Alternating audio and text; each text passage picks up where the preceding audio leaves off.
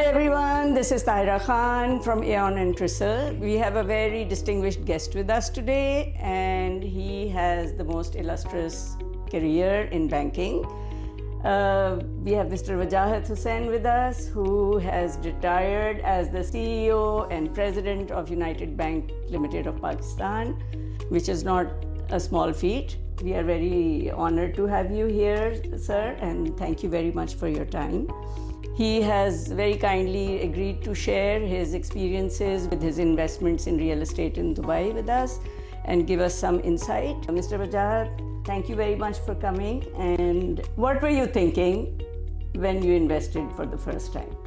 It was a bit of belief in this place, Dubai, when I made my first investment, because the area at that time I was living in Abu Dhabi, and whenever we drove down to Dubai, we saw sand dunes basically. Yes.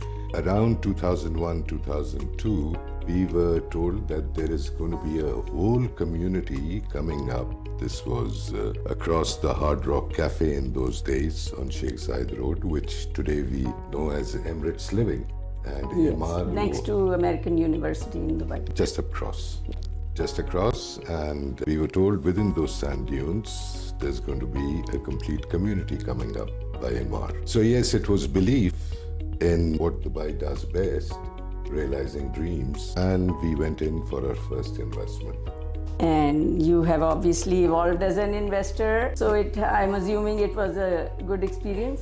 It was, and along the way there were many positives that happened. So already residents over here were allowed to get properties registered at the land department, i.e. they were freehold. And then there were various other laws enacted to protect the investors. Eventually, there was a secondary market that came up. Albeit it was somewhat, it muted the confidence in the market, was the 2008 crisis. Correct. And prices went down. But most of the people who had the holding power, they were supported. They were supported by government policies also.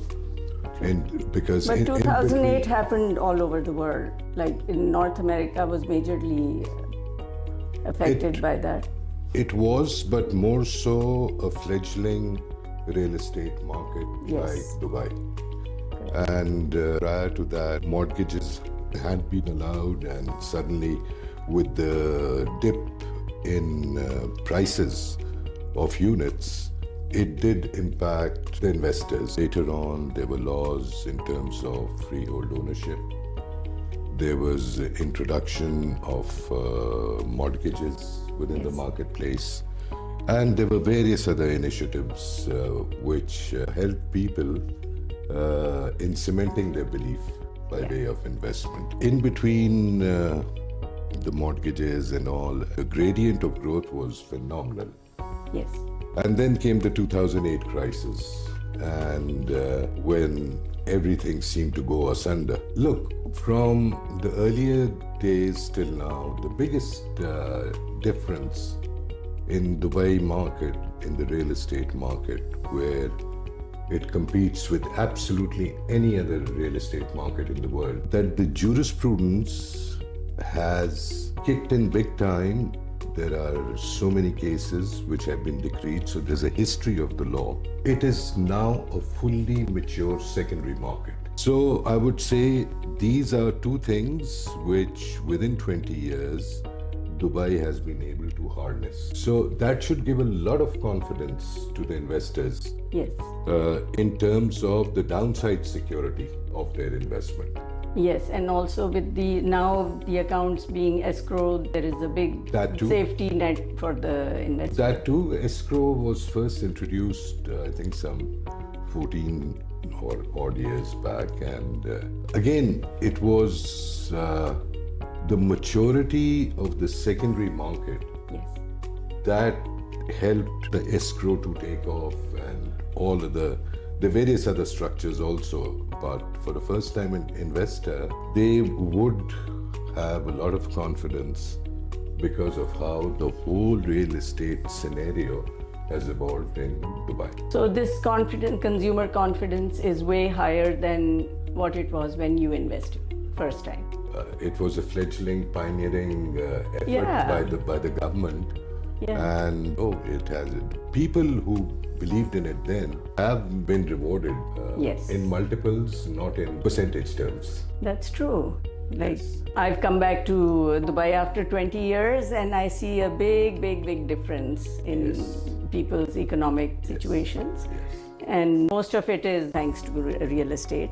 What do you think the one mistake that new investors make or they should avoid? Well, I would say relying entirely on advice. I would think, and this I'm talking about non-resident investors who come here to invest, they should have a first-hand feel. Yeah. Like in the good old times, we would go to a shop and Touch and feel. touch the fabric. So you should have some feel That's of the fabric. What is Dubai? What is it all about? What are the, so to speak, safer areas, but they demand a premium? Yeah. What are the more vulnerable areas? The downside risk would be much higher. So I would say do have a feel for the fabric. So this would be for the domestic investor as well as the international investor? No, this I'm talking about non-residents. As in like international? International, who don't have an idea for Dubai. Yeah. Those who are here, they already, one would imagine, do have, Yeah. if not substantial, significant knowledge of the local dynamics. Yes. This is for the first time investor into Dubai. How do you stay calm when things are not going so well for real estate here? You have to hold it out. You have to hold it out, and then instead of looking for capital gains, you need to look at ROIs, i.e., instead of spinning properties, you start looking at the yields coming out of them via rentals. True. So you have to focus on that. And if you see, there have been 2 or 3 times. There was the 2008 carnage, then there was in 2014 again, property values got a little soft. Then recently COVID, which was a worldwide disaster. But each time, Dubai has come out winners. And it's come back even stronger It has always come out shining. than it was before the crisis hit. You have to keep changing strategies. Is it capital gains that you're after, or is it a steady income? So it depends on the purpose of the exercise for each individual. For each individual, and according to the circumstances, he may have to change strategies as well. So sustainability is like a big thing. If you are able to sustain what you are investing. Yeah. So the idea would be that for a new investor, the idea for a new investor would be, good advice would be to just bite as much as they can chew or carry, because I see a lot of investors get too ambitious, then they suffer. And then they resort to leveraging too much. Yes. Leveraging to a certain extent Is is okay. required. Yeah. It is required. You don't put all your Eggs cash in. into one basket. But over leveraging can become a huge issue. In a rising marketplace, it's all right up to some extent. But then one should see what the cash flow capacity is. Yes, whatever they can carry. Yes. Sometimes the best thing to do in investments is not to do anything. So if you have an investment, don't keep changing it, just stick to it and let it mature. I would think so. Yielding you sufficient capital gain, otherwise you can get in the return, start renting it or whatever. Would you invest again or continue to invest in Dubai? I've been here for nearly 40 years. I believe in the place. Yeah. So what would be your favorite new area? It's all relative.